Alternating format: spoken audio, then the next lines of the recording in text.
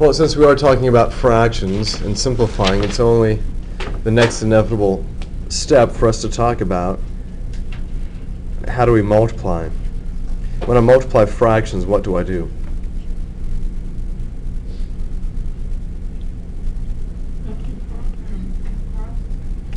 We multiply straight across, as some of you would say, A times C and B times D. You multiply the numerators and you multiply denominators.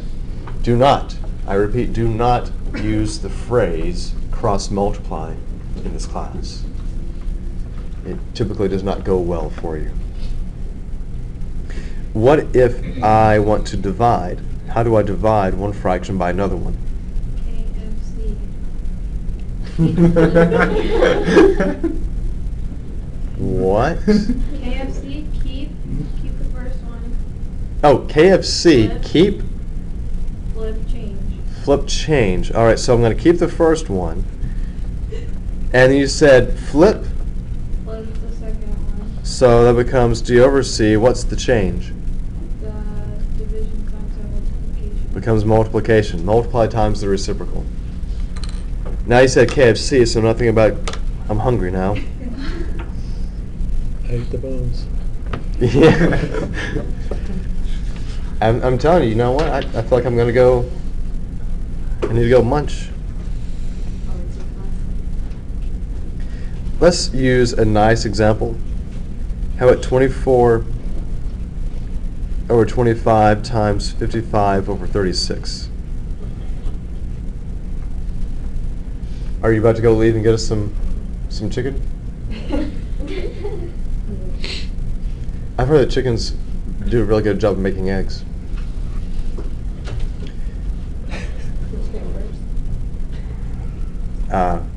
Chicken.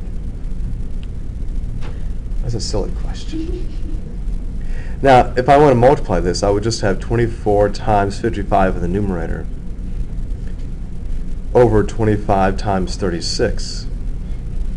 Do not actually multiply 24 times 55.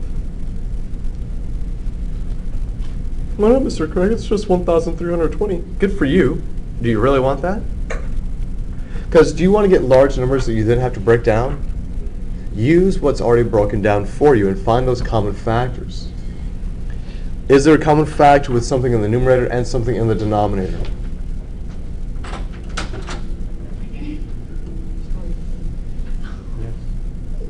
What's the common factor? 5. 5 goes into both of these because 5 goes into 55 11 times and 5 goes into 25 5 times. Do you all agree? Is there anything else that's common between these guys? 24 and 36, what do they have in common? 4. They do have a 4 in common, and they have a 6, but even better than both of those. 8.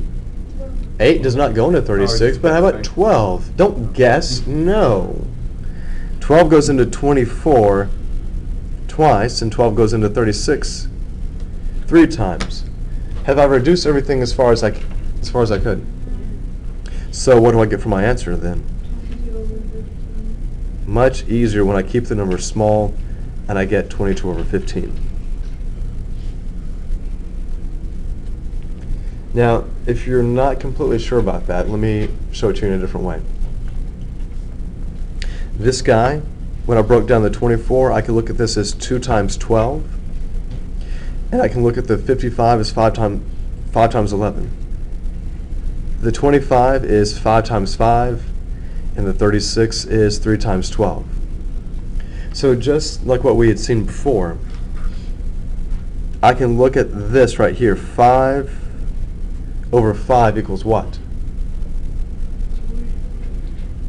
5 divided by 5 is 1, right? So that guy's going to reduce away. Also, you have 12 over 12. And what does 12 over 12 become? It becomes another factor of 1. If I'm multiplying times 1, does that really matter? No, and you see the factors that you have remaining. 2 times 11 is 22.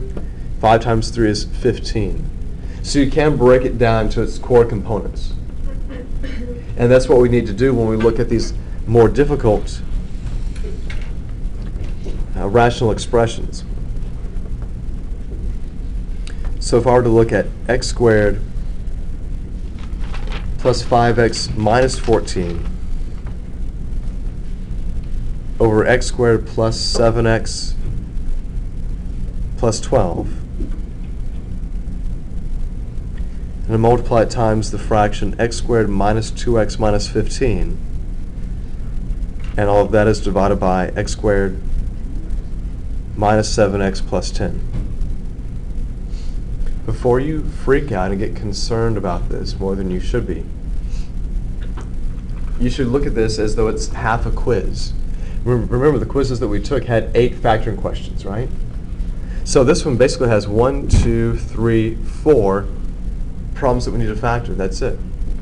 So if you can factor each of those guys, kind of like what I have in this last example, then you can cancel the common factors.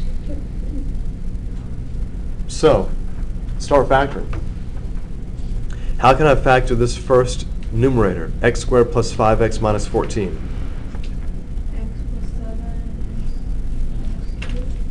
X plus 7 times x minus 2. What about your denominator? X plus 3 times x plus 4. Yeah, I mean, it's a classic, right? X plus 3, x plus 4. I mean, you have no idea how many times I've seen that tatted on somebody. What about this other numerator, x squared minus 2x minus 15? X minus 5 times x plus 3. X minus 5 and x plus 3, let me tell you something here. You get one sign wrong, you're toast. One wrong sign or wrong number, and it messes up everything.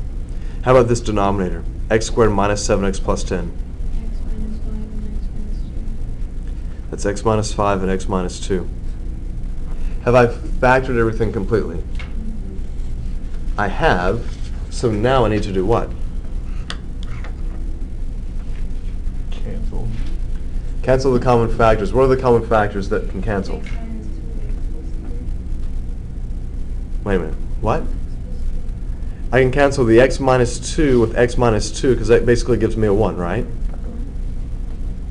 Oh. Then I can cancel x plus 3 with x plus 3. And the x minus 3. And I also have a factor of x minus 5 in both the numerator and denominator. Those guys will cancel. So I'm left with what? X plus 7 over x plus 4. X plus 7 over x plus 4.